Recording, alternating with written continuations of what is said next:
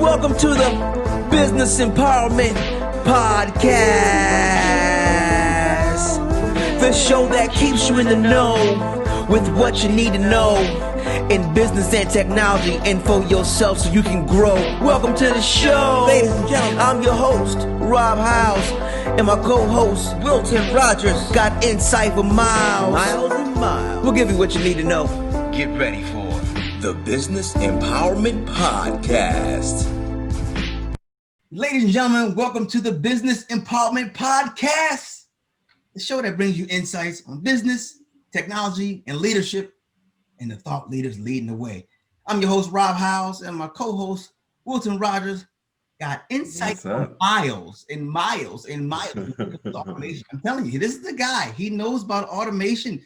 He knows about technology. How you doing, Wilton? How you feel today, man?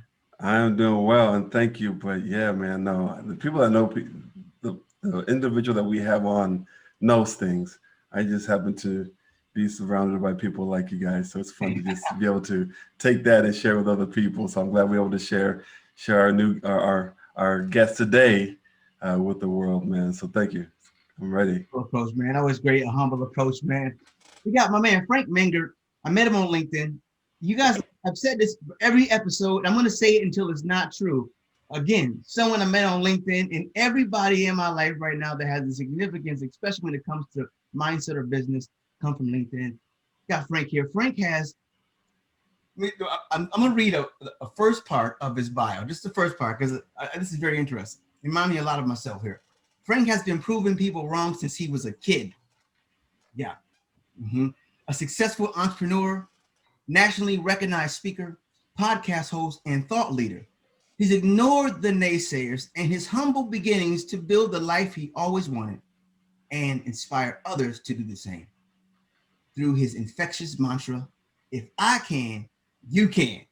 What's up, Frankie, baby? Welcome to the show, man. I love it, man. Keep reading that. That's over and over again, man. Oh, yeah. I need to hear that every morning. I need to read it myself every morning. Yes. Oh, my goodness. Thank you. Thank you for having me on, Rob and Wilton. I'm excited to be here. Man, well, I'm excited to have you here because I know you're going to drop some nuggets. I've been following you. You know, you've been looking at my stuff. I've been looking at your stuff, and I've been learning. On LinkedIn, you have HR Tech Educator. For those who don't know what HR is, that's human resources. Tech is technology, and he's educating people. He's educating the human resources departments on how to leverage technology. Huge. He's an entrepreneur, speaker, MC, podcast host. This is my favorite one. Big picture thinker. Come on, man. Big picture. Big picture. Man, the day-to-day, the monotonous, the in the weeds, we miss it, baby. We miss it. No limit. Yeah. Here's what I asked you about. Eliminating benefits technology regret for insurance brokers, consultants, and carriers in HR. So you're eliminating, I want you to explain that. You're eliminating benefits technology regret for insurance brokers. So typically I open the show with, like, tell us who you are, what you do. First, explain that. I want you to break that down, what that means. Yeah, and I'll tell you, anyone who's had experience with technology can relate to this. So yeah, my niche is the benefits technology regret, but technology regret in general. I used to own an IT company, and it happened back then. Technology regret happens when someone purchases, buys, invests in a technology solution, and they regret it. It's that simple. It wasn't implemented correctly. They were sold something that wasn't accurate. It's not doing anything that they thought it was going to be. And it turns out to be more of a nightmare and a hassle for them. And the user, the end user who bought into the experience, goes through technology regret. And again, that happens across so many different industries. But for us, yeah, it's the employee benefit side and the insurance space. And we're out here. We're trying to fight the good fight and eliminate that for our clients. That's so important, man. You're basically heightening their understanding, you know, which is important because if you can comprehend and understand what you're doing, you can utilize it much better. Frank, why don't you kind of tell us what you do, you know, and why you do what you do? It's called the U sandwich, like who you are, what you do, and why you do what you do. You know? Yeah. So from a business perspective, I started my company about 8 years ago, almost 9 years ago, and really got into the space because there was a need. I felt a need for in the technology space that there's people that needed technology, people that wanted it, didn't want to, didn't want to be the expert, didn't want to invest the money and resources and everything into technology. And I was like, well, we can fit that gap there. And it's been a hell of a journey, but it's technology wasn't as, especially in insurance, wasn't as hot as it is right now. So it was really slow to adapt. But essentially what we do is we work with insurance brokers, insurance carriers, insurance consultants, people that touch and sell insurance. And the end user is usually someone at the HR space. So the HR administrators and those who are managing large employers, typically 100 or more employees. And we drive the insurance piece. So think of medical, dental, vision, anything in an employee benefits. Our technology helps facilitate the enrollment. So what plans do I pick? What's going to be the best plan for me? What are the differences in the plan options that I have? The education, what's a copay? What's a deductible, co-insurance, everything around employee benefits, which is a big part of everyone's life. The insurance, you need to be covered and you want to have the right coverage. And then working with the carriers and everything for the enrollment. So we're the automation piece in there, but also the facilitation of putting time back into HR professionals' days through the technology. Big. That's major. Giving people their time back, helping them to utilize their time more effectively. It's kind of like, 2020 has served us this opportunity. Before, technology was like a choice, and now it is imperative. Yeah. I mean, 2020 for us, with so much that's went on, we're really, really grateful. It's been a crazy year for us because the companies that had to pivot and move to work from home, they need our technology now more than ever. Employees, you can't hand a paper packet. You can't walk into an office or say, hey, fill out your insurance paperwork. It has to be automated now. And you need employee self-service. You need a portal to go on and elect those benefits and have that information there. You can't just, sending everything out to the mail just isn't going to cut it. There was a lot of organizations that didn't have systems in place, didn't have the ability to service employees remotely, a smartphone, desktop, laptop, whatever it is. And now, so for us, it's been chaos. And this time of the year is crazy for us. Fourth quarter, it's always nuts, but it's been crazier than ever, it's a good thing for business. And then the end result is also we're miracle workers for our clients and making it happen so that they're not, left trying to push paper and send everything out. Because there are unfortunately a lot of companies that have to do some manual stuff. It's pretty incredible. Yeah. Truth. And I bet you it's comforting for your clients as well to know that you have that knowledge to be able to get them back on the track a lot faster than normal because of the knowledge that you have and the experience that you have to be able to get them back on, to make that pivot a lot faster. Yeah, and that's the thing is that there's some clients that knew that they had to make some moves and they started acting pretty quickly. They knew, okay, this isn't going to go away immediately. We're going to be work from home for at least the near future. And they started putting things in place pretty quickly. And then we've got clients that, yesterday are like, we need something. And we're trying to get something in a couple of weeks. And there's different circumstances. And ultimately, again, with our mantra of trying to eliminate technology regret, there's limitations to what we can do in short periods of time. So the one thing we always want to do is make sure we set proper expectations of what's possible and what's not. And sometimes, unfortunately, we just can't help someone. Yeah. And that's just, it's an honest conversation. I feel like some companies will promise stuff and under deliver. We're going to let them know and be straight with them that I wouldn't recommend trying to do this right now because it's going to end up blowing up on you and you're going to create more work than necessary. Authenticity and honesty, integrity. It's super important. I think it'll help sustain your business too, ladies and gentlemen, if you want to incorporate those attributes. I recommend them. And I've been watching this guy, Frank, and I love what you're doing, man. Hanging out with your daughter. You have your LinkedIn's, you have your podcasts, you have your engagements. I think you're jumping on a 24-hour live today, right? Aren't you jumping on something today?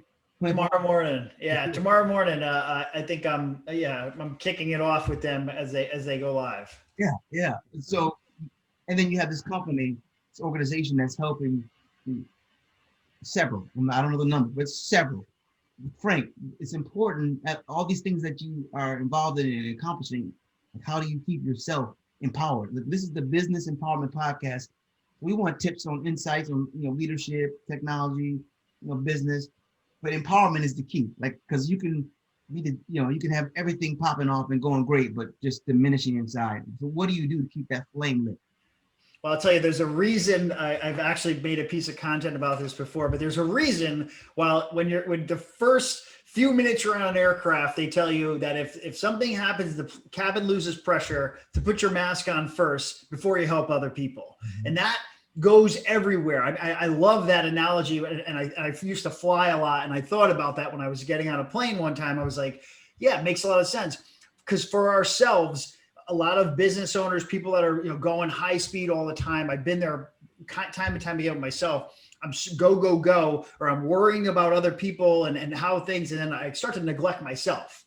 And it's easy for again, high performers, people in business, to be like, I got this. I can keep doing this. I can maintain this pace for as long as I possibly can, and nothing's going to stop me. And we forget to take care of ourselves. And I think it's very important. I've recognized that now, that it's okay to take a time out. You need a day off, take a day off. You need a week off, take a week off. You need a month, take the month off, and focus on you and get yourself right, because you start to deteriorate everything around you. You're going to be useless to the people around you, your teams, your clients, your family, all these things you'll start to deteriorate all around them, because you're not taking care of yourself. So for me, it's knowing that you got one mind, one body, and you got to take care of both of them, and hope to live life as long as I possibly can. But while I'm here, I'm going to make the best of it, and I want to make sure that I'm taking care of it.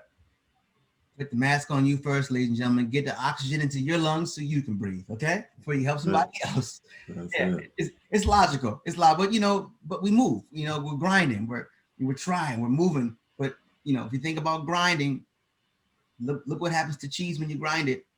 Not that good. So I think we kind of got lost in these words a little bit. So I'm glad you said that, Frank. So before we're coming in for a landing for episode 1. We got Frank on episode 2. But we're going to close this episode off with a question, a thought.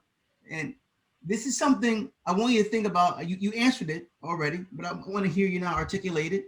If you had your own wish that you could create, one wish, you had one, obviously, can't get more than one wish, but one of them though. Like, what is the thing that you're thinking about? And this wish, obviously, we can make it more practical. This is just an idea you would like to see actualized.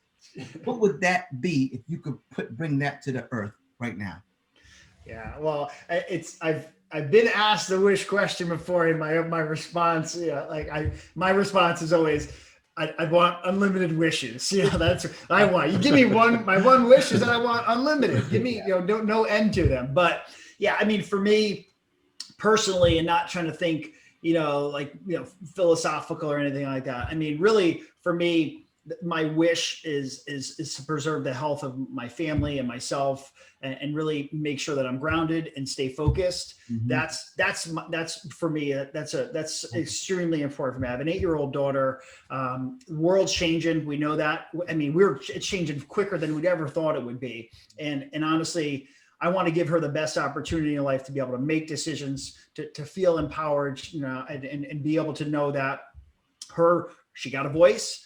And she can make an impact, and really, there's nothing stopping her from doing things. And I just my wish for her is that life is just going to be awesome. That is beautiful. That's beautiful. We share that. We share that. 8-year-old daughter too. I love it, man. I love it. Well, look, make sure you come back episode 2, because we're going to find out from Frank what his best and worst business decision of life has been. Oh yeah. Come back in. Yeah. Free bots and free downloads.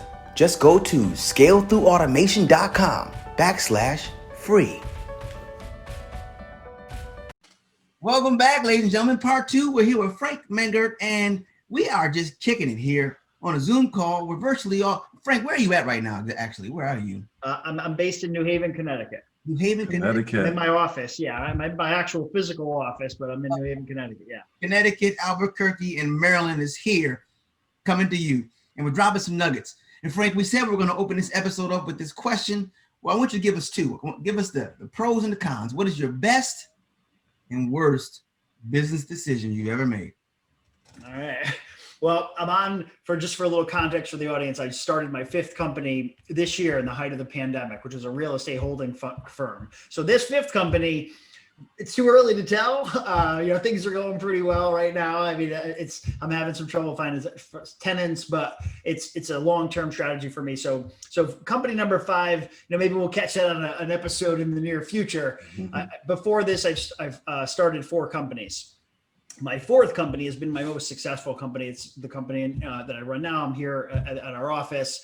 And my biggest success by far financially and also giving, just seeing the fruits of the labor and everything. So that's EBM. That's the HR technology company. I like to talk about the failure piece, because I feel like a lot of times, especially things that are put out there's a lot of perception. Everyone's doing it. Everyone's killing it. People are on Instagram taking pictures in front of fake jets and all this stuff, and people buy into this lifestyle. So I like to talk about the failures, because people need to be prepared to fail, and right. I failed before big time. So the second company that I started was a security and surveillance company. So we did automation, controls, CCTV, all this stuff. I had one big client, and I had smaller clients, but I had one really big one that was paying the bills, keeping us busy. We were traveling all across the East Coast corridor, and they had us. We were their exclusive contractor. So we put everything in place. We went in, we devised all their protocols for their access control, their daycare center. So security had to be tight. Everything, the security cameras, the remote monitoring, blueprint, all this work. We were in there installing.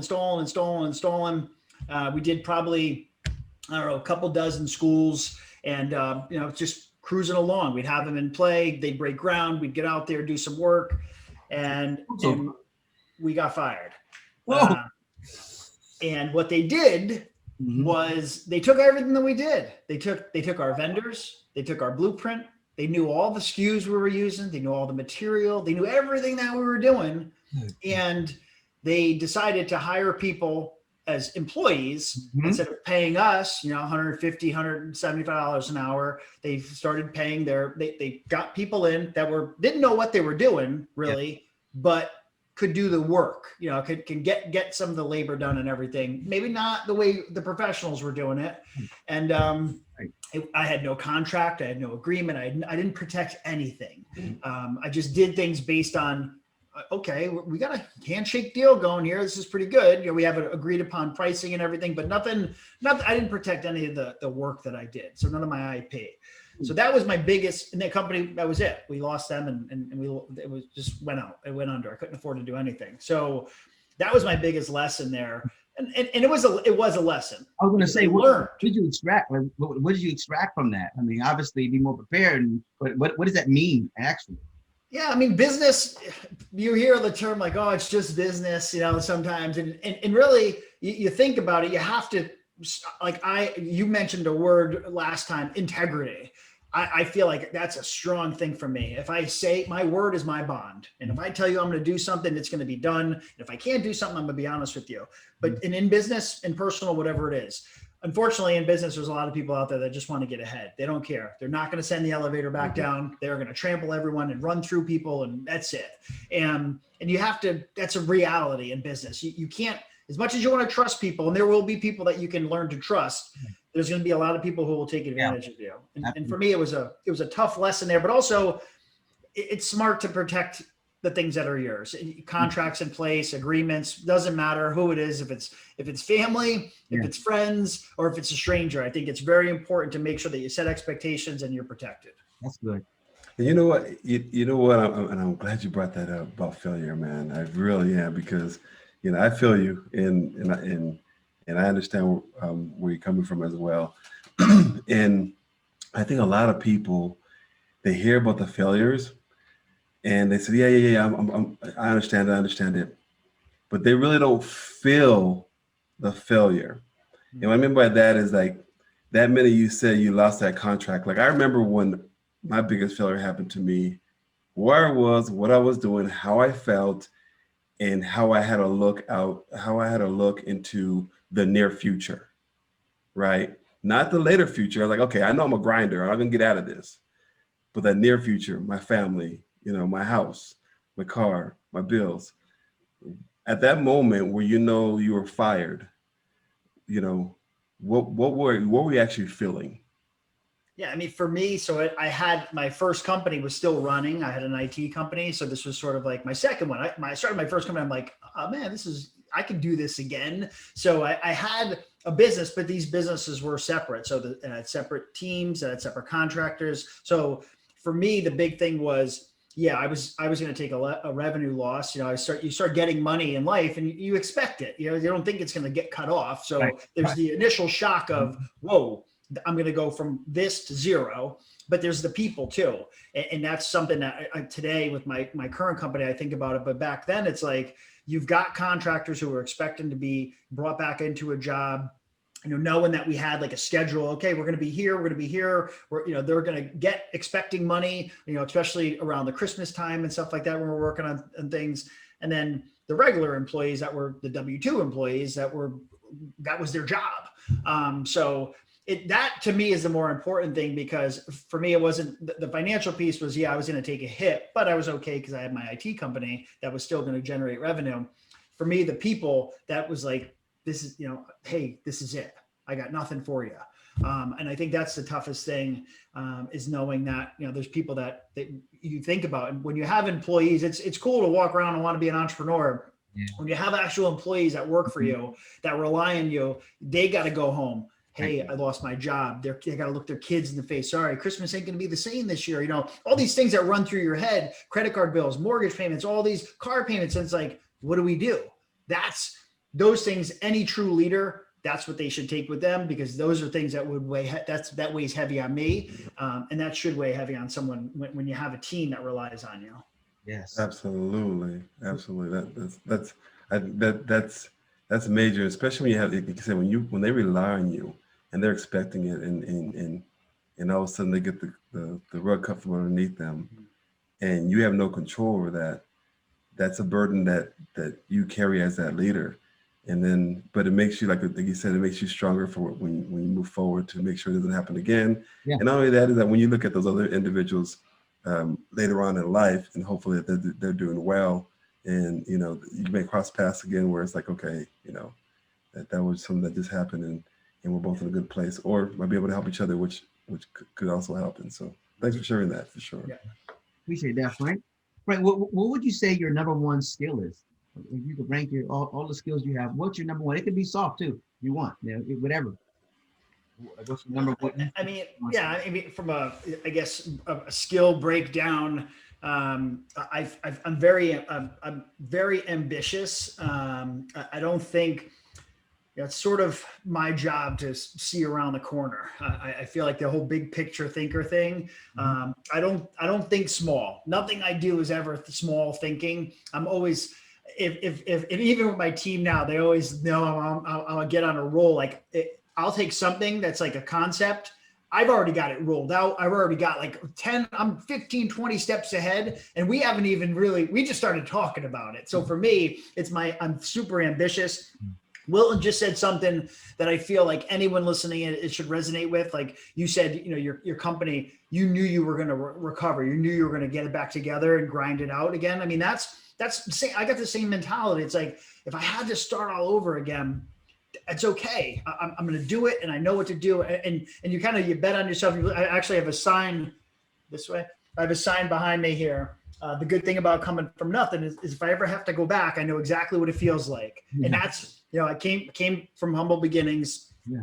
I know what it's like to have nothing. And then again, in business, if you get your butt kicked and you know what it's like to grind it out, then it's like, hey man, I've been there before. And I'll get it out of there. So I feel like that's a really strong quality for me, is knowing that sometimes I'm going to get my butt kicked. It's going to happen in business, but you just got to keep on moving forward. Progress is progress. And some days you're not making the progress that you think you're gonna, and that's okay. The next day you're going to take leaps and bounds and you'll make it up. So that's, for me, it's important to not, you can get defeated. Don't let defeat keep you down. Keep on moving it. And that's like, when Wilton said that, my antenna went on, because it's like, you got to continue to grind it out. Otherwise you're going to be sitting in the back, and other people are going to start passing you by. Yeah. Right. Yeah, famous words of John Maxwell's book, man, failing forward. You know, that's huge. And Wilton said the other day, I don't even know if you meant to say it, he was like, fail up. Yeah. Fill up. Yeah. You mean to say that? No, I didn't mean to say that. It just, I was just covered. I like it. Yeah. Make a mistake and I'm using it. Yeah. It's serious though. You got to find a way to fail up, fail forward, because failure is inevitable. No one's going to be at this place winning everything. Just think if you won everything was worked out the way you wanted, this wouldn't even be life. That's right. It'd be some type of game or robotic, some kind of, I don't know what it would be. It wouldn't be humans. Okay. So that's pretty cool. You know, another unique talent that I find that really captured me with you is like when I saw your name pop up as you're gonna be on the podcast, I was like, oh man, finally I get to meet him, right? Because I've been following you for like a year, and you know, when you come to technology and stuff, a lot of it's not very exciting. It's boring. You know, behind the scenes, it's boring. You know, it's like watching paint dry, right? You know, to a lot of people. To me, it's exciting. I love it. You know. But to a lot of people in the front, it's boring. You have a way to bring that out to where the excitement, the energy you bring can actually deliver a good message. So even when I'm scrolling through my feed and I see you, I pop it on because I know it's going to be some good information.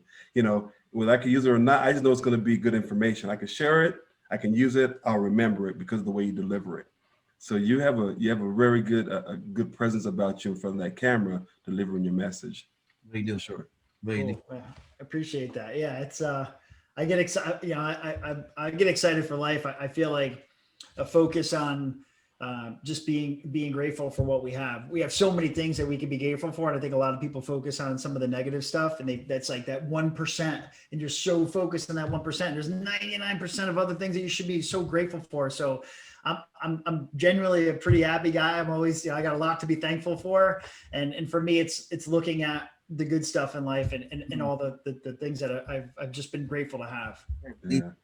Frank, all these businesses that you started and ideas that you've had and companies that you've ran and worked with and the knowledge that you have right now, there's people that are just not getting started.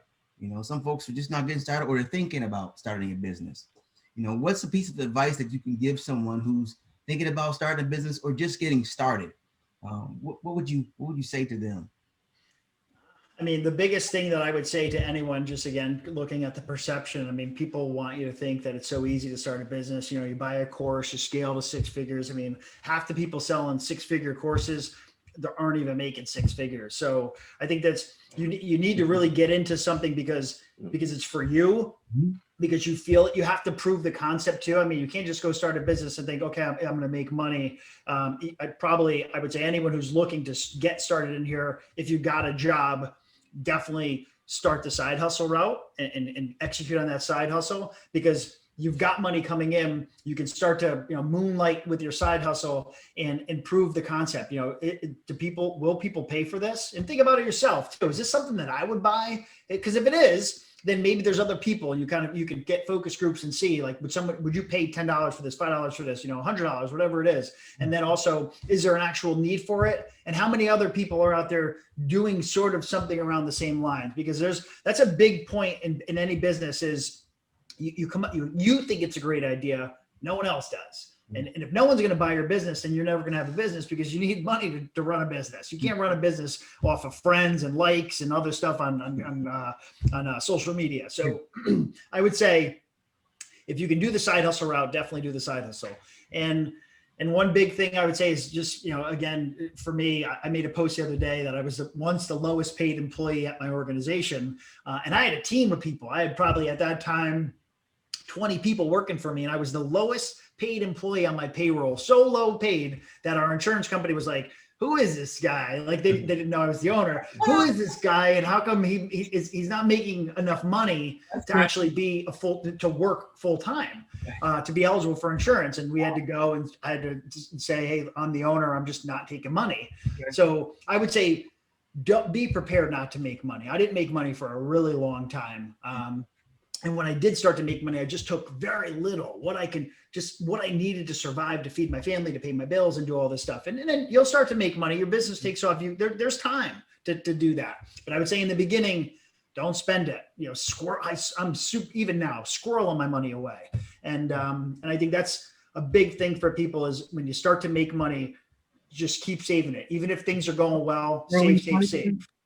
You said squirreling your money away? Squirrel your money away. Yeah. I mean, outside my window, over these squirrels all day, they're running, grabbing stuff and going up the trees, getting ready for winter. They got stockpiles. And you got to do that with your money. It's here now. It might not be that way. And when times get tough, at least you got some money in the bank to say, all right, I can weather the storm. Yes. Man, Frank, final words of empowerment, man. Final words of empowerment. Leave us with something, man. Encourage somebody. What you got to say? Man, my favorite thing, especially with people with business and empowerment, I would say just along the same things I just talked about, success. A lot of people look at success in different ways. And if anyone takes anything away that I've said, look at success, not by models and bottles and boats and jets and fashion and all that stuff. That is not success. That's what social media wants you to believe success is. Mm-hmm. It's not success. Success is really you doing what you do. If you want to start a company, if you're going to make $50,000, you're going to make $500,000. Just love what you're doing. Be super passionate about it. And that, for me, surrounding yourself with right people. Wilton talked about it in the opening of the show. Just being around the right people. Those are things that make successful people. Because success, when you strip everything away, all the stuff, what's left and actually who is left is what's important. And that is what, for me, defines success and what will bring you happiness in life. Man, love what you do. Do what you love and you'll love what you do. I love that, man. Will, do you got anything? No, man. Well, one thing I know, we're gonna put all your feeds and where people can find you. But where's the number one place people can find you, follow you, connect with you? If there was one place that you want them to go to, where would that be? Yeah, I mean, my number one spot is LinkedIn for sure. It's a community of people out there. It's a global community. I mean, every day you get to show up and meet new people. You learn and you can contribute as well. So yeah, I would say LinkedIn is absolutely the spot to find me. And of course, hit me up. I'm very accessible there. That's awesome. Hit him up, ladies and gentlemen. Frank Mengert, thank you so much. Please do. You are the man with the plan. I appreciate what you do and how you show up, brother. Thank you. I'm just honored to be on and glad I could share. Thank you so much. Welcome to the Business Empowerment Podcast, the show that keeps you in the know with what you need to know in business and technology and for yourself so you can grow. Welcome to the show. Ladies and gentlemen, I'm your host, Rob House, and my co-host, Wilton Rogers, got insight for miles and miles. We'll give you what you need to know. Get ready for the Business Empowerment Podcast.